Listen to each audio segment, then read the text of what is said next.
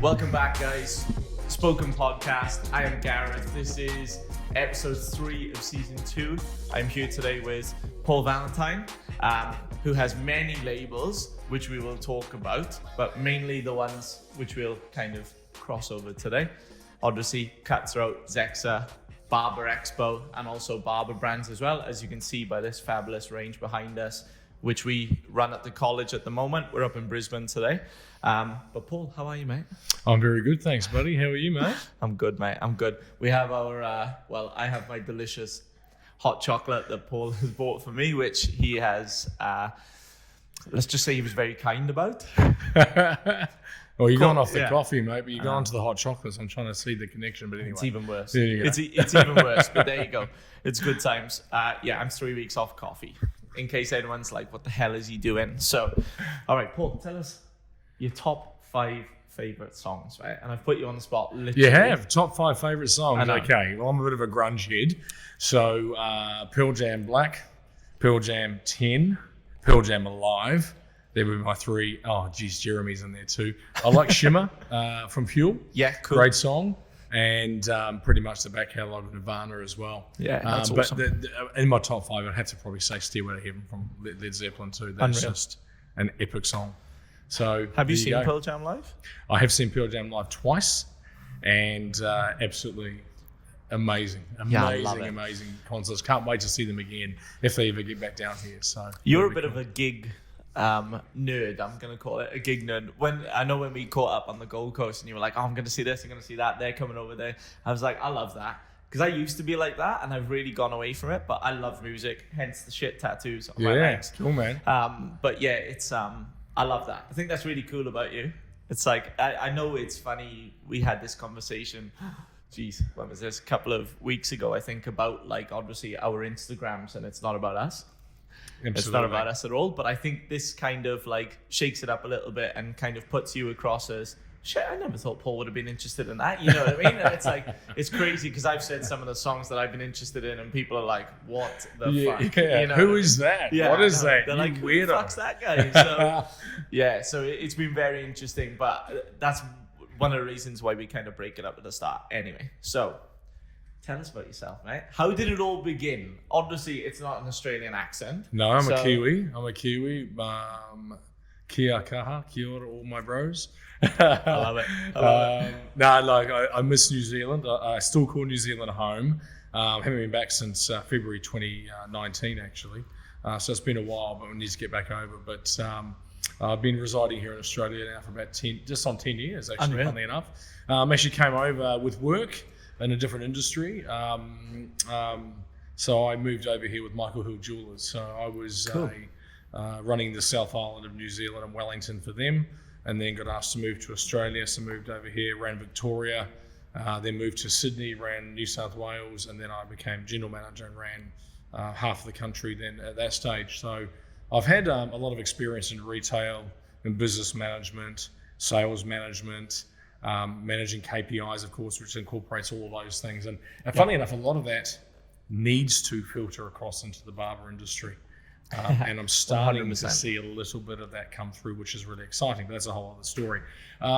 So, yeah, I've done all that. And awesome. Then I left Michael Hill and I started working in the industry again. And when I say again, I actually launched GHD, the hair brand, back in New Zealand, back in the early 2000s. So I was one of the first distributors on board over here and helped get Australia running. So obviously we know that brand's ballooned and gone to that went places. A little bit big, didn't it? That went a little bit big, yeah. We were in the heyday, and we were very different then too. We protected the brand immensely. It was only available in high-end salons. It's so cool. You couldn't buy it anywhere else. And, of course, as mass market penetration happens, it's sort of available everywhere now. But we did a lot of work on that.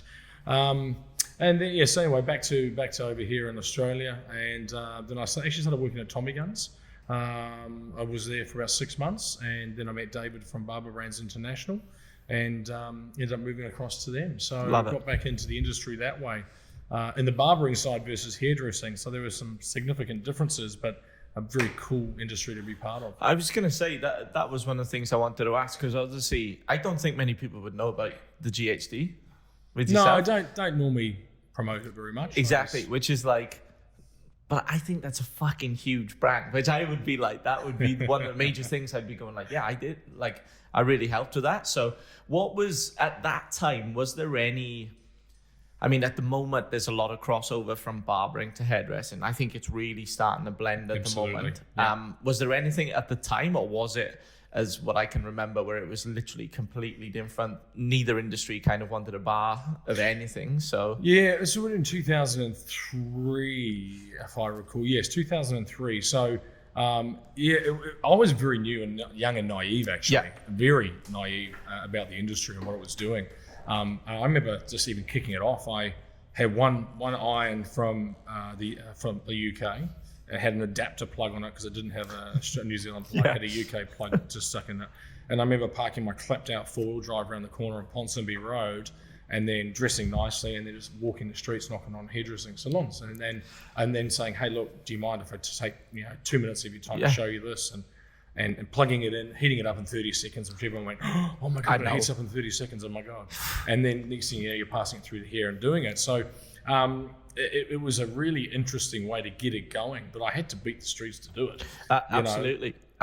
And what I found then at the time is that there was a lot of, I suppose, people receptive to it.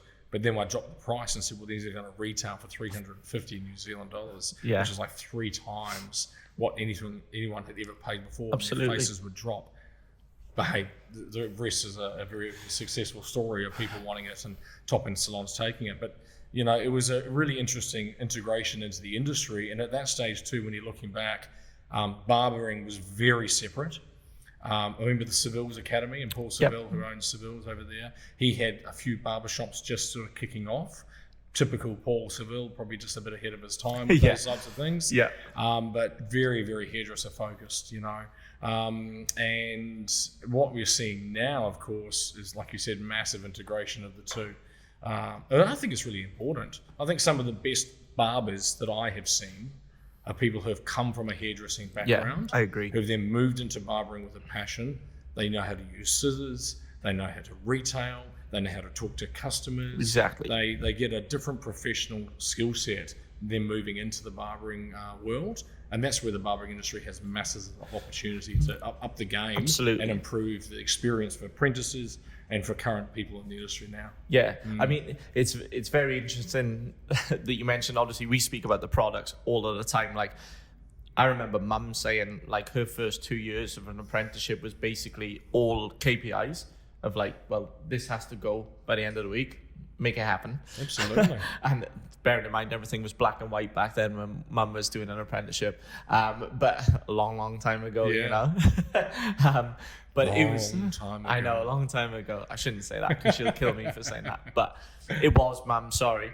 But it was very much like, I mean, I even remember when I was kind of going into the hair colleges with Mum when I was very young, and it was kind of only like one product, and it was like, that's a product you use. It's like, boom, that's it. You don't use anything else. You don't mess with anything else. That just does everything. And now it's crazy to look at the amount of different products. Like, and I suppose that's also like a tip of the hat to yourself as well, to be across all of those products, if that makes sense.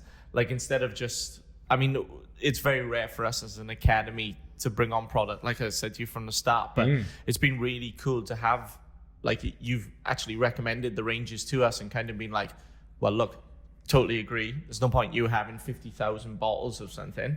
Like, stick to a range which is like boom, boom, boom. Perfect. So that's been really good for us. And again, that's knowledge which I don't think used to happen in the industry. I think it just used to be like, I always go back to a company which I've told you about, Paul, that burnt us massively when we started the Barber Academy. And I'm not going to name them, but their range would literally fill up this whole campus. And we were kind of told, well, yeah, if you want to be with us, you got to buy it all. And crippled us, like literally crippled us financially.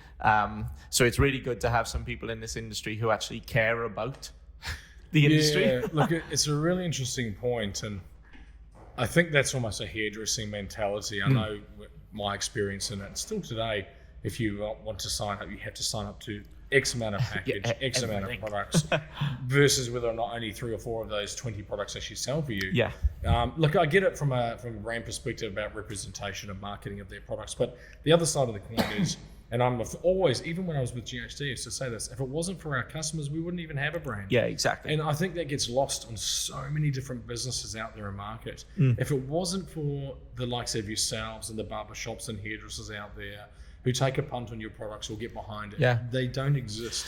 And I don't understand why so many people don't get that. But anyway, and look, the other thing with retail products, and I proudly represent Barber Brands International in Queensland and Northern New South Wales, now the Northern Territory, is, and I was the national sales manager for them prior to, so I understand the products really well. But for me, it's about ensuring that products align with you. Absolutely. And what I mean by that is, it could be cool, but does it meet your market? Does it meet your aesthetic? Does it meet the performance? Does it meet the clientele that you have, the demographic that you have?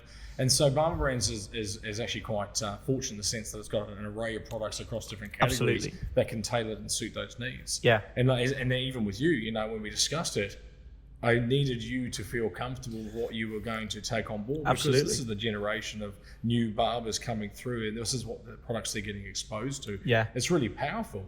But, it has to fit with you. And if it doesn't, then we make changes. Yeah, absolutely. That is very interesting, actually, because again, it's like, it's even funny with the kind of product range which we have. The students weren't kind of like, oh, what the hell is this? It seemed like normal, as if we'd had it for 10 years. They were like, cool. Sweet. Cool. Like that. They were just like, oh yeah, I'd use this for this for this. And that's the thing I know we talk about all the time. It's a lot of the students can get confused by that amount of product. So it's great to just have like a range, and also like it's very black and white, hence Slick Gorilla, one of the brands that we use. And it's just, it says exactly what it does on the tin, you know what I mean? And I think we need to go back to that. It's very much, this is the perfect pathway into your actual products with Zexa, obviously, which I'm covering up as my hot chocolate. Jeez. I'll spray the Clippet Spray on your coffee cup and knock it over anyway. 100%. So. I mean, let's go into the Clippet Spray first. Obviously, this is something which really interests us as an academy. All of our students have this. All of our stations basically here and on the coast have the Clippet Spray. But it's one thing which is like, I know all of their brands have it and stuff like that. But why was that one thing which you were really like, let's get this in? The whole story of Zexa came about really at the start of last year. So a year and a half ago. And Sean, who is owner of Cutthroat magazine, and he's also big in the coffee industry, cafe culture, and the Golden Bean competition. So a lot of people may be familiar with Sean Edwards anyway through Cutthroat. But we sat together and he said, look, I've got this company down in Newcastle and Capes Beach, and we're looking at putting together a bit of a package for the hairdressing and barber industry. And I was like, I've always put my interest, put my ears up with things like that, and thought, that sounds good. Now, the cleaning solutions, I wrote a story actually for the journal the other day about cleaning your tool. It's not sexy, right? Trying to, oh geez, that's a really cool product that cleans my clippers, right? Or cleans my combs. But we tried to spice it up a little bit. And predominantly the packaging is very much designed so that it can sit on the shelf of a barber station or hairdresser station and actually tie in, unlike a lot of other products that look like they're from a hospital or a pharmacy, right? So we wanted something that looked aesthetically really pleasing. And then of course the actual products themselves. So they're locally made, Australian produced, Australian owned, Australian manufactured, and a lot of people wanting to get behind Australian based products these days, especially COVID. And natural ingredients too, actually. So really natural and tested to Australian standards for disinfection, which is one of the only products on the market that's actually can claim that. So we thought we needed to put something together that was going to target the hygiene market a bit more ferociously, a little more intent, a little bit more sexy, a bit more appeal, and also do the job better. So when you're looking at, I'll start with the Soak It. It comes in a 1 litre like such as this, and you can see you've been using it here, and also in a 5 litre. But we just did little things like made it easy to use, like the old 2-stroke oil. We used to squeeze. If you take the lid off the top, and take the lid off that top one there, and then squeeze it up, and squeeze it up to 50 mils. And then what happens then is that you don't have to touch it. You pour it straight into the jar, add your 1 litre of water, and away you go. Now it's got a zesty lemon fragrance. So it smells really good. It does. Yes, we made it green. I've had a few people say, why didn't you make it blue? Well, blue is the same as all the other colors. We want to be a little bit different. So, so we've made it green. But the biggest sell points of this is, ultimately, do you want the best, fastest, and cleanest product for your customers and your staff? The answer should absolutely be yes. Yes, exactly. Well, it's stronger, faster, and cheaper than Barbicide, for example. It's only a 1 minute dunk time. Barbicide's 10 minutes, and it's the first anti-rust product on the market. I know that scares a lot of people, but you can actually put your scissors in it, soak it in between customers. I know you've tried it here. All our distributors across the country do it as well. And you can actually clean your scissors effectively too. Yeah. So it's a bit of a no-brainer when it comes to that, really. Absolutely. Then with the Clippet Spray, and I'll just grab that too. It is, it's a pretty cool product. It's got a coconut lime fragrance. It smells sensational. Amazing. But more importantly, if you look at the nozzle, like that's a jet nozzle. As a result, you don't need to use it like you would lose other Clipper sprays. And just completely, because you'll go through the can in about 2 seconds flat otherwise. But that quick blast inside underneath the blades of the clippers cleans up to 3 times more effectively than Clippercide does. And ultimately, when you do it, the amount of crap that comes out of your clippers is quite phenomenal. Crazy. And so, as a responsible professional in this industry, you want to make sure that every time you use clippers on a new customer, they are clean, they sanitize, anti-rust, cleans, lubricates, cools, does all the things that you expect. Yes, it is a smaller can than others out there, but when you only use a quick blast as you're supposed to, it lasts just the same amount of time and does 3 times better job. Do you know the interesting about the smaller can, right? I don't think I've told you this, but it just sits so much better. Like, it's so much more attractive, you know what I mean? Because it looks like sea salt spray or something, for example, you know what I mean? Hopefully none of the students are spraying it on their heads, but it's just like, it does make it a hell of a lot easier rather than like these big ones which are like, you've got to spray it, then it shits all over the floor, and it's like... Exactly. It's a nightmare. So I'm not blowing smoke up your ass, but it has really helped us out in the academy. The students love it because that's one thing we really drive into them. Like what you said, it has to be every single haircut. Done. Boom, we move on kind of thing. And so that's really important too. And I hate to say it, but I'm out in market all the time. Yeah. And it pains me to say, but the hygiene standards in so many places I go to are lacking like you wouldn't believe. Absolutely. And I know that regulations are coming to change this. I know that the councils and industry councils are going to start to crack down on this, but you've got to get ahead of the game. And really when it comes to hygiene, sanitation, and just cleanliness of your business for your staff and customers, it should be a no-brainer. Absolutely. Every single clipper should be cleaned in between customers without fail, and it doesn't happen. No. And so, yes, we need to train, we need to educate that. So Zexa's, we're trying to promote that. We'll have a Zexa stand also at the Barber Expo. Awesome. It'll be a great chance to do some... We'll pass that into Barber Expo. I love that. Jeez, Paul, you're a natural, mate. Yeah, see what I did there? That was good, huh? I love it. But yeah, I mean, that will be awesome. I highly suggest... I'd say a lot of our listeners and viewers will actually go to the Barber Expo. We want to kind of take our whole team down there, all of our students, everything there. That's the plan. So in case anybody hits me up, that is the plan for our students as well, to go down there, because they need to see, like that hair festival was one which woke me up, and I was like, all of our students should have been here. Like, this is what the industry is. And I know that's one thing which you constantly say about the Barber Expo. It's not about like that one brand which we're trying to promote. It's about everybody going like this together. And I love that.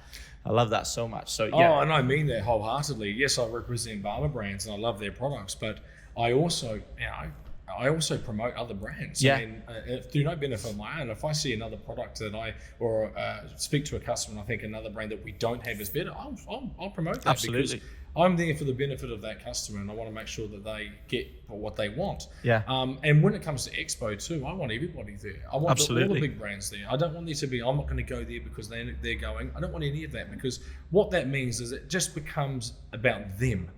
And it's not about them as a 100%. Brand. It's about the industry and the barbers who are out there. Preach. And so I want everybody to be part of this, and I want every barber to be able to go to an expo and see all the array of brands and offerings which people get sheltered from because you're in your 4 walls of your shop. Absolutely. In Mackay or Townsville or Cairns or wherever you may be, or those especially towns like that, you don't get to see everything. I want this to be an opportunity for that. So we've already got sponsors on board. We've got people who had laid over from last time when we had to unfortunately cancel.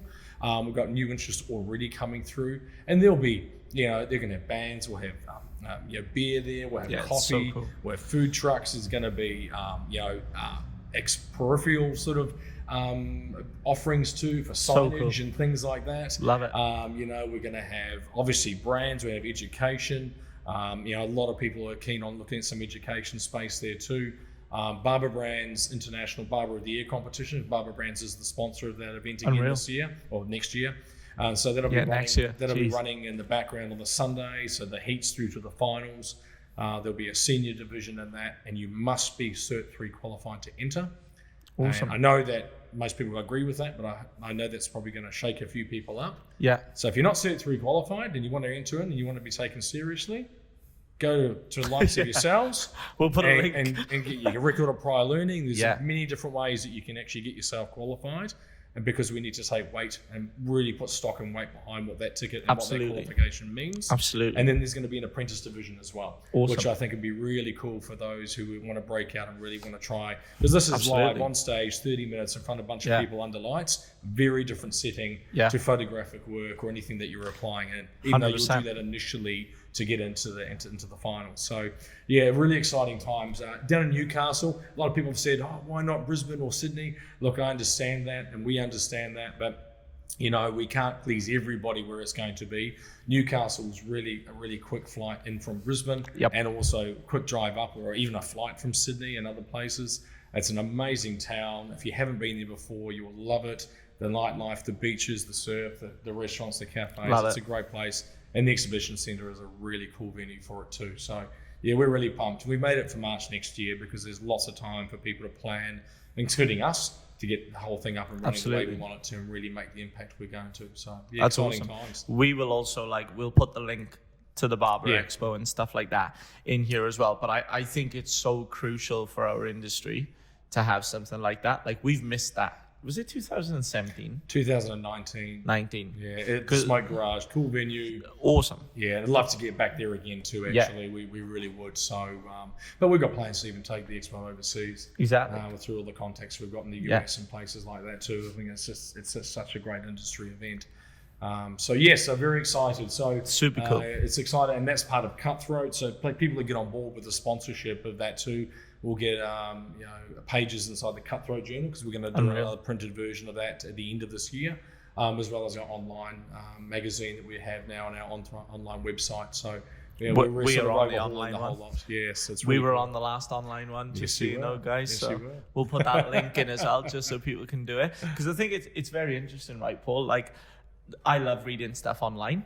But if somebody gave me that in the shop, I'd read it every day of the week. I agree. What I mean? It's fully. And the great thing is, you've got other magazines like the Barbershop Mag, right? Yeah. Really cool journal, cool mocha publishing, great stuff. Very different publication to what Cutthroat is. Yeah. Cutthroat's very lifestyle as well, so we can have all sorts of other articles in there about coffee and tattoo and all these things.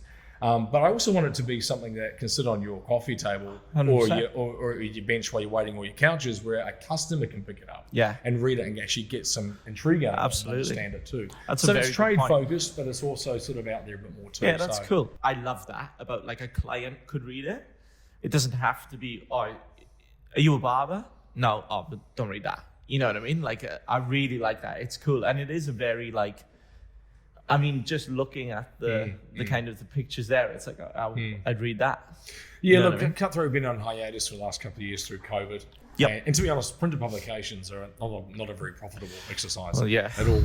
However, when we're linking it with the Barber Expo and we're getting the exposure we're getting out of it now, I'm doing some really cool articles on barbershops. Yeah, that's awesome. I'm getting some great responses. Rat Bags barbershop up in the Sunshine Coast, they've just done a story for me, and I've got some other people on the go right now too, because I want those stories for barbershops to be more than, hi, my name is Paul, my favorite product is this. Absolutely. Because it does my bloody head in. Yeah. I want these stories to be a bit more inspirational about, and to open up people's eyes around how tough it is to actually set up a business.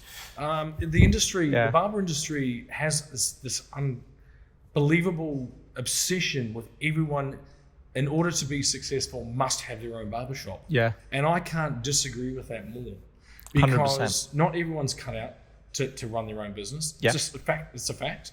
Some people are better off being in their space of being an intensely talented barber, but get other rewards of recognition from the business they're working with. Absolutely. And that stems into other discussions about why, how managers and barbershop owners can start to attract, reward, and recognize their staff a bit better and keep that retention in place. But also just the struggles of opening up a shop. You think you work hard as a barber now, you wait till you own your own business and see what happens then, right? 100%. So I want people to understand what it takes. And then also the flip side, for people who really feel passionate about that, to see the rewards that can come from doing it successfully. Yeah. So some of these, I've changed the questions up in the articles. I'm getting some really great feedback on what their vision was for their business, and making people think it's more than just saying, hey, that's a great space, I'm going to open the doors and put a sign up. Absolutely. Because if you don't target your market, if you don't realize what position in the market you're playing in, Yeah. are you a $10 haircut and you're putting out 40 haircuts an hour? Exactly. Are you charging a premium experience at 150 and doing 2 an hour? Yeah. What is your place in the market, and how do you not try and deviate from that? So I want the articles to help educate everybody that's awesome. about that type of thing too.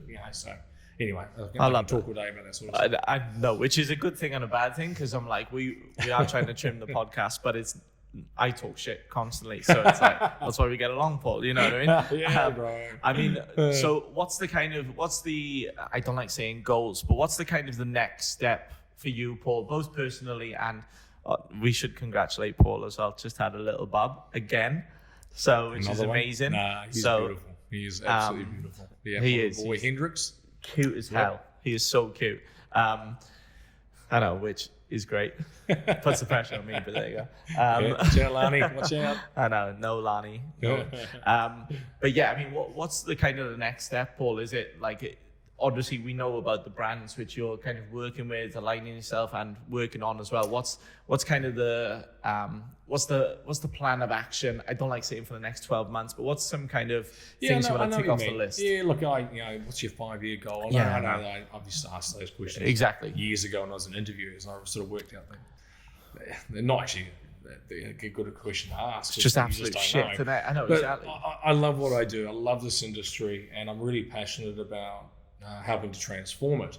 So the collaborations and alignments that I have with people such as yourselves, even the area network and the area academy with those boys, Jack Reed, Cutthroat, Barber Expo, Barber International, everything is sort of gelling into leading us to want to change where the industry's at. Absolutely. So my goal really over the next 12 months is to be a part of that change, really. Yeah.